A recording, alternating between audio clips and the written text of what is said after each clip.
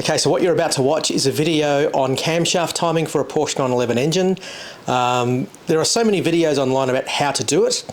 So I've got a video now about how probably not to do it.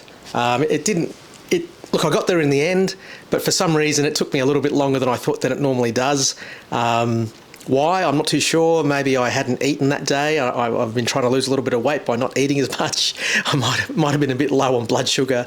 But look, I thought I'd leave it all in the video so you can see the errors that I've made. Not errors, but it just took me a little bit longer to get there. Normally I get camshaft timing on the very first go, or maybe the second go, but this time round it took me several attempts. So watch and enjoy me making a fool of myself for the umpteenth time. Hey, thanks for tuning in. So we've got the 3-litre SC here, and I thought I'd do a little bit of a video update because I have sort of missed a few steps in recording because I just got so carried away with the assembly of the engine, so I thought I'd just give you a quick look over it. So I think the last video I did might have been where I closed the case and I had...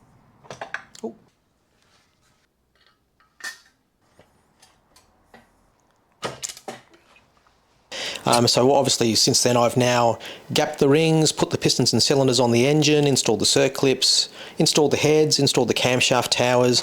I did a couple of little video shorts showing you where I could turn the camshafts nice and freely. Look at that, just sliding out under its own. Okay, I'd say it's fairly well lined up. So that's working beautifully. And I've now put the chain boxes on and I've got my sprockets installed and I'm about to do the checking of the alignment of the sprockets. So here's a closer look at the engine. So we're using new sprockets, of course, for the camshafts, and I'll have new sprockets for the idler arms as well. And as you can see, camshaft turns nice and free. It is quite cold at the moment, so the oil is a bit sort of thick, so to speak. But yeah, they turn nice and free. And I have checked my backlash or free play in the camshaft, so there's just a little bit of, I think it's about 0.15 millimeters backwards and forwards on both sides, so we're good to go.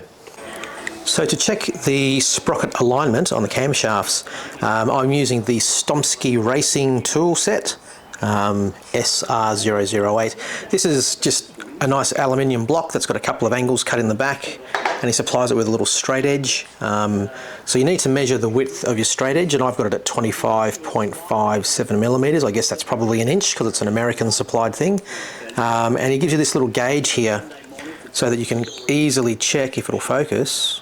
So this way you can easily check what the distances from the sprocket should be. So on the early models, on the left hand side, we're looking for 54.8 millimeters roughly, and on the right hand side we're looking for a 0.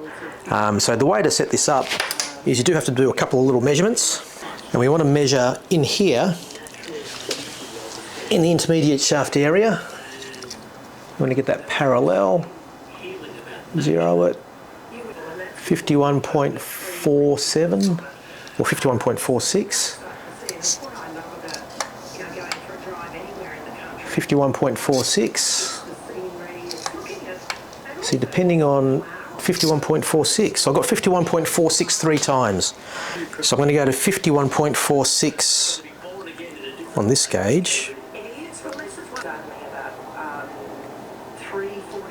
0 that. Oop. And now I'm going to add the width of my bar, which is 25.57. And 0 that. So now this is 0'd, now we have to attach the tool.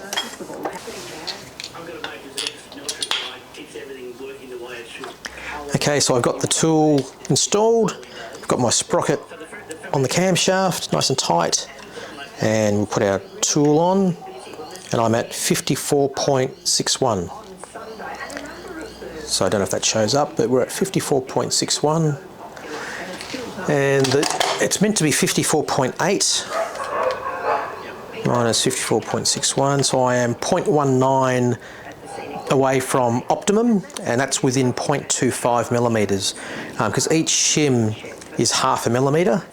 So if you're within 0.25, you're doing well. So that's, as far as we're concerned, that's aligned enough. I do also have, if we want to go to the extra effort, I do have these shims by this company here, or this fellow in the US. So he makes some custom shims, and they're 0.2 and 0.3 and whatnot. So I might stick one of these on just to see if I can get it even more perfect.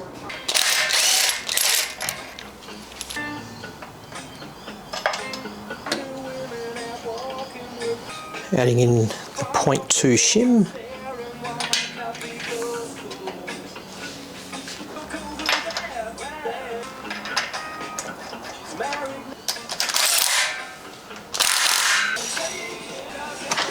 Now let's see where we are. Oh, I've gone the wrong way. I want to take a shim out.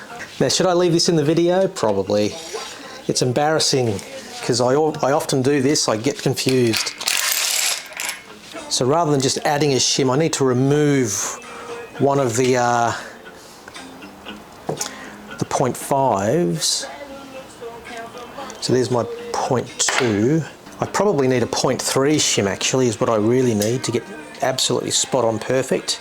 But let's remove one of those. I've got 3 normal 0.5mm shims, and I'm adding in a 0.2. Put that sprocket back on.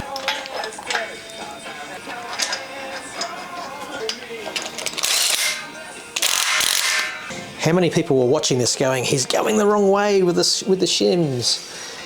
If you were, then you deserve a gold star because you're a legend. Okay. So how close to 54.8 can I get? I'm 54.92. So I'm now within 0.12. Okay, let's do the right hand side now. So we need to remove the block and put the straight edge in the other slot. Okay, so the right hand side's supposed to be close to 0.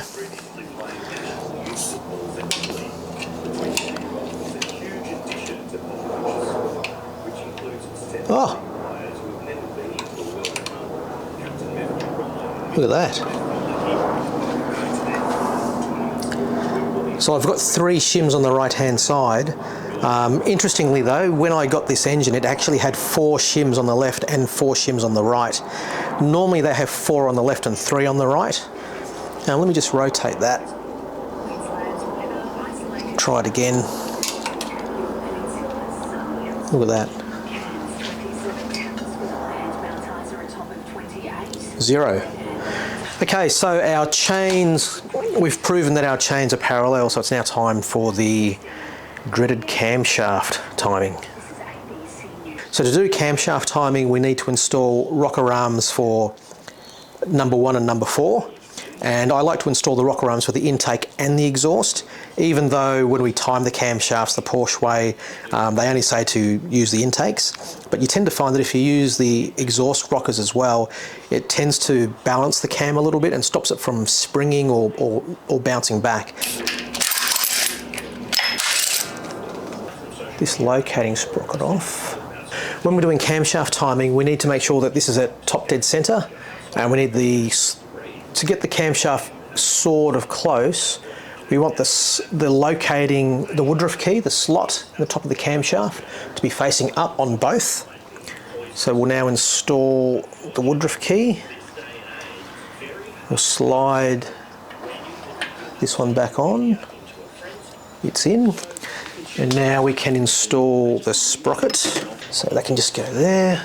And we put our bolt in just to stop it from falling off. So at the moment, I haven't got my locating pin in just yet because I want to, this isn't at top dead center here, I just want to rotate this to top dead center. And then we'll do the same on the other side. What you can see here is I've got a set of freshly refurbished rocker arms. So we're exchanging the original ones because there was some wear on quite a few and they were a little bit sloppy in the bushings. So these are a set of 964 rocker arms that I get refurbished by Doherty Racing Camshafts over in the United States. Beautifully surfaced and freshly bushed. Very, very little play, whereas with the old ones you can actually feel it knocking with the amount of slop there is. So what I'm going to do first is install some of these RSR seals. So it's pretty easy. You don't need to buy a tool for these. You can buy a tool if you want, but I don't see what the point is. Oops. He says that as he fumbles.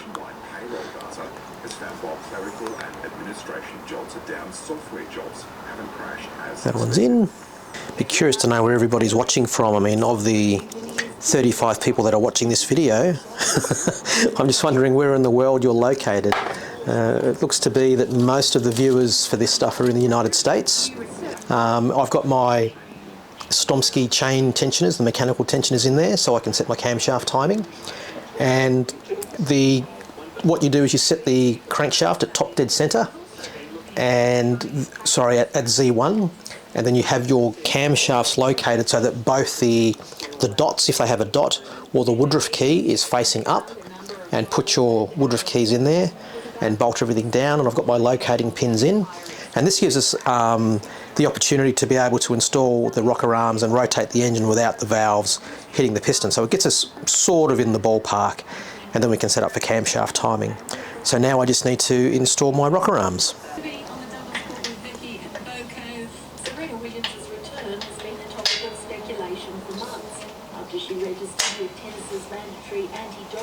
There it is. So again, just a bit of a reminder, see how the boss on this side of the camshaft tower is quite thick, and on this side it's quite thin. So the one thing you want to do is you want to try and line, here's another rocker arm, you want the O-rings to be centred, or you want the shaft to be centred to the rocker arm, not to the camshaft tower. This side here, the left-hand side of the shaft, should basically be flush with the casting of the camshaft tower. So I'm just going to put that in there, so it's flush. You can just see the lip of the shaft sticking out, and I'm going to find some hardware. Okay, so I've got all my hardware lined up. So I'm going to install the bolt this way, and then get my little 5mm Allen socket in there.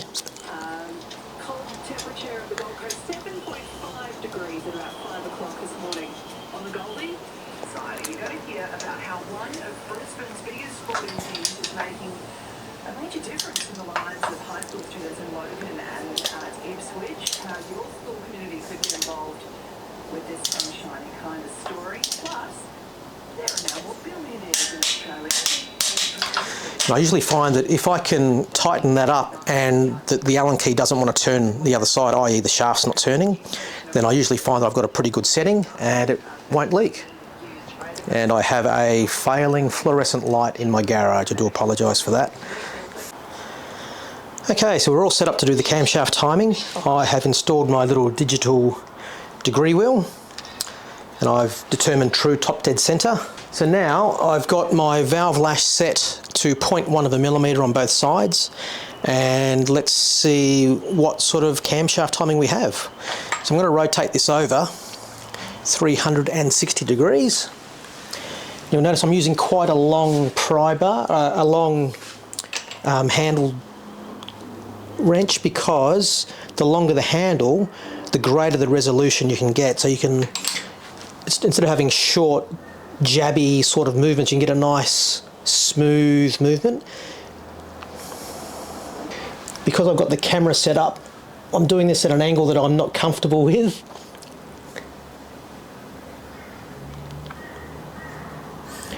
Yeah, I'm well advanced. Look, I'm not even at top dead centre yet, and I'm already at 2mm. So what I need to do now is I need to go back to where I want the lift to be, and I'm aiming for around the 1.5mm. So I've backed it off. I'm going to go back up to 1.5mm roughly. Okay. So what I need to do now is to loosen the bolt. There we go. So we loosen that, pull the bolt out, M5 thread to find the pin, the sprocket pin. You don't need a special tool, you just pull straight out. And now, what I'm hoping I can do is, because I've got the camshaft lift where I want it, and I've removed the locating pin, I should be able to rotate this back to top dead centre.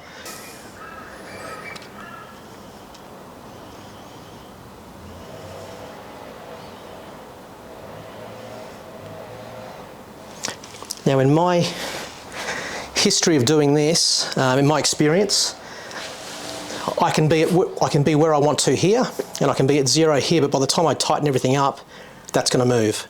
So now we've got to find the new home, because I think it was down here somewhere. Oh, there we go. Hasn't moved very far. And the thing to consider about these pins and these locating holes here is, don't think of them as locating holes, think of them as slots, because in each position there's about, I think there's about 2 or 3 degrees of movement. Okay, so let's put the bolt back in. And again, this is going to be hard to do with the camera there, but I'm going to go straight for full torque. Okay, now I know it's moved. Go back to 0. And now let's go back to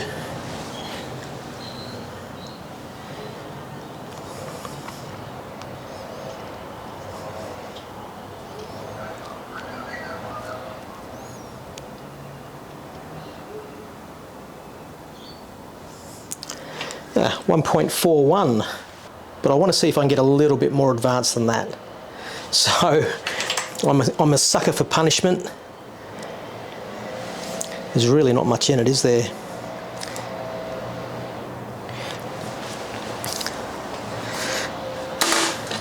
Here we go again. So yeah, again, as I was saying, from my experience, I usually need to advance it a little bit more. So if I want it to be at 1.5, I probably need to aim for 1.55 or 1.6. So let's do that then. Let's get the camshaft to 1.55.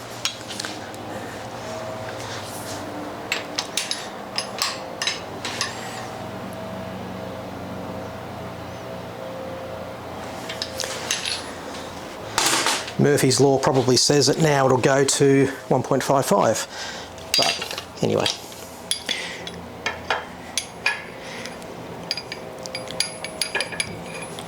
If this is boring you, then I don't think this is the channel for you.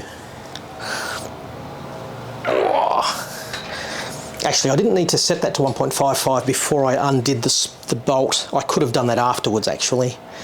Actually, this is a good experiment because I haven't pulled the pin out, as you can see. I've just loosened the bolt. So let's see. Remember how I was saying you can treat these as slots? So I'm going to go back. Let's go backwards and see it stop moving. Until that cam starts to move. Right, it just started to move. So I'm at 357.7 degrees. Now I'm going to go clockwise. And let's see how many degrees I can go here before that goes to 1.59.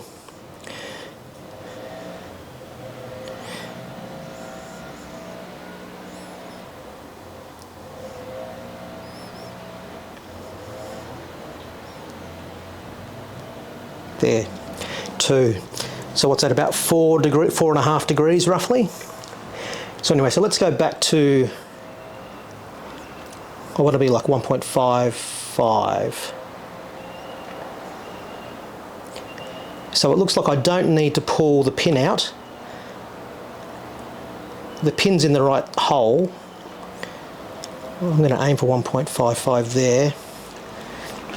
Now I'm going to leave the crankshaft where it is. Let's see what happens. Okay.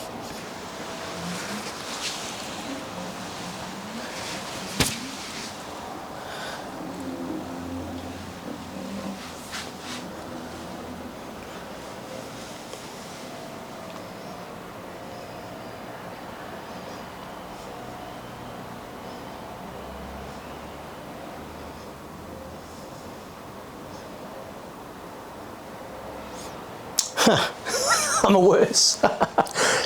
It's because I had the crankshaft totally rotated clockwise.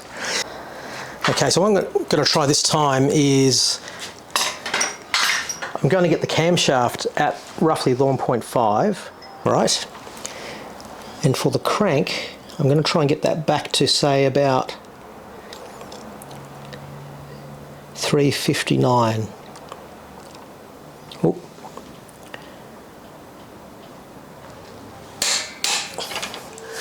see how close we are. There's one revolution. Coming up to the second one. 5, 7.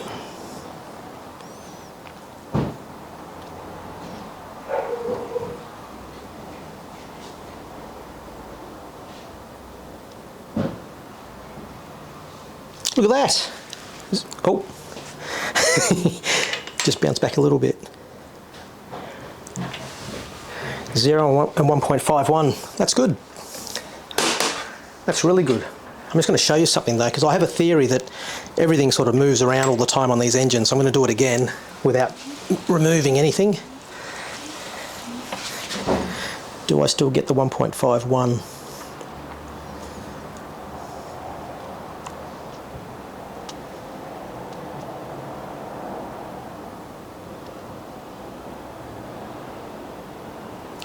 Look at that, 1.54, and I'm at 0. All right. Let's do it again. Oh, I went too far. Fuck.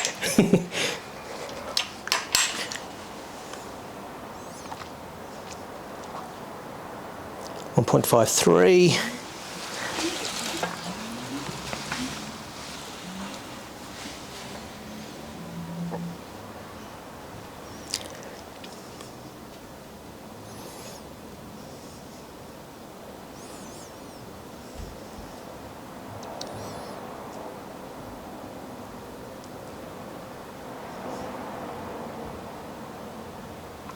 .49. So I'm getting between 1.49 and 1.53, 1.54. So this is why, as you see, I haven't moved anything, I haven't changed anything. Yeah, this is why I assume there's an allowable tolerance or a variance between left and right banks. But it's more important for left and right to be the same. All right, so let's try and do the left-hand side. Okay, we've got everything set up. I think you can see it all. 0 that. Let's go for full 360 degrees.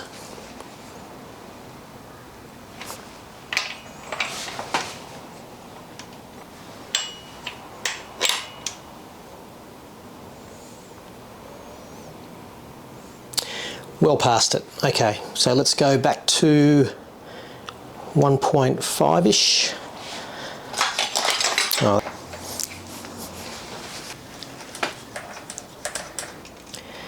Again, I'm working at an awkward angle because the camera's here.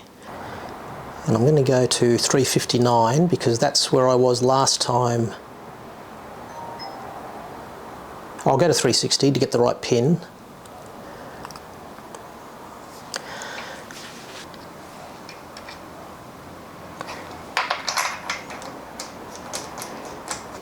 I'm going to go back on the crankshaft to 360 now that I've got that pin. Oh, sorry, to 359 I mean, if I can, without moving the camshaft. Okay. Once.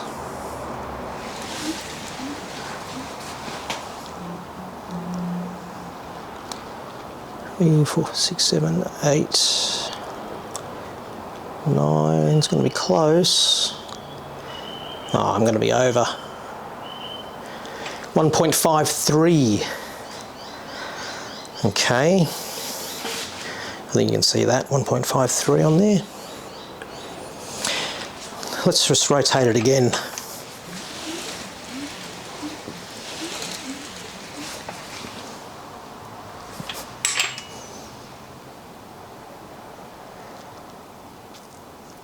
.57. Yeah, we're too advanced.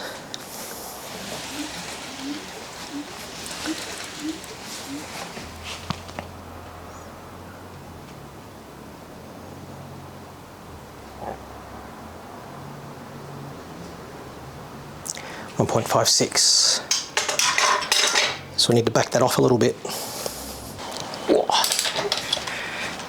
Backwards on the crankshaft to get the camshaft down. Or forwards again.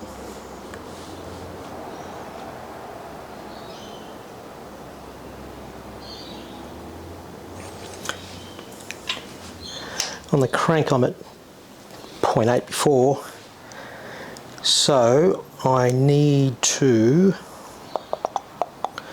think I need to go forwards a little bit. Get that close to 0. I know, I'm 1 degree past, so I need to probably go a little bit more, like that.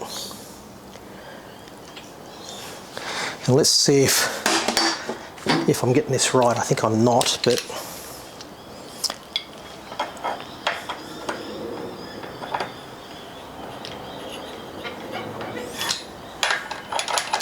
this is not a good camshaft timing video.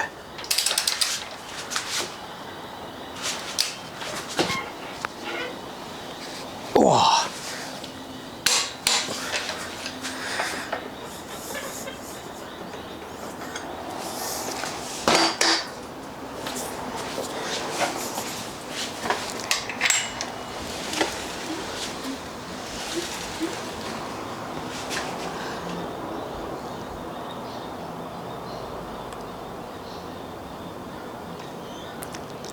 My God, I'm at 1.4 again. Oh. Challenge accepted. So I need to go back even further. It's the slop that I'm introducing when I'm tightening it, I think.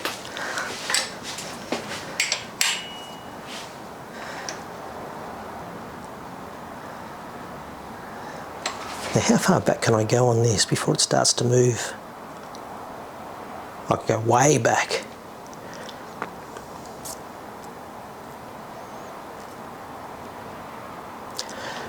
So basically 0. Let's try that. I think this is going to go quite a long way the wrong way, actually, because I wound the crankshaft back past top dead centre. I think that might have something to do with it. Oh, did that click? No, it did now.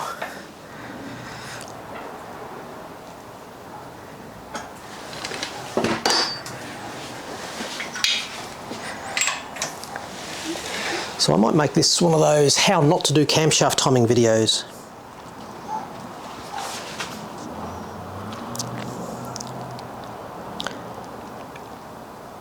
Oh my God.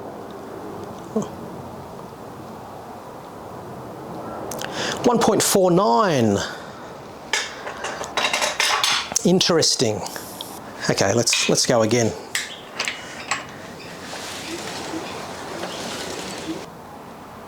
1.52. Oh, there you go. 1.49, 1.52. 1.52. That's not bad. Last time for luck. 1.48. So it does vary a bit. So 1.48 to 1.52. One more time. 1.5. All right, so what I'm going to do now is I'm just going to swap the tool over to the right hand side. Let's just see what it's showing now.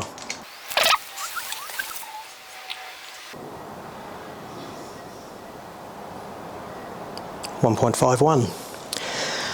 Okay, I'm going to call that quits, and I'm going to call that done. I could keep, I mean, you can be chasing your tail for hours trying to get this stuff. I've got it as close to perfect as I think I can. I think using the digital degree wheel is a really good way of ruling out some sort of errors when you're using the parting line on the case and the top dead center mark on the pulley. But don't forget, we're relying on me setting the valve lash at 0.1 on either bank perfectly on either side. We're relying on the camshafts that have perfectly ground lobes. I mean, that's what we're assuming. We're assuming that the rocker arms are exactly the same as each other and that all 12 rocker arms will be exactly the same. So the thing is, there are going to be lots and lots of variances or variables throughout the engine.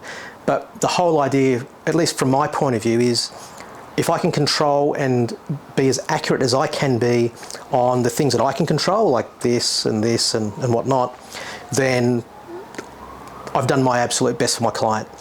And I think that's what they pay me for. Okay, well, thanks for watching this. Hopefully it wasn't too boring, and I'll try and condense it down to something that's not going to put you to sleep.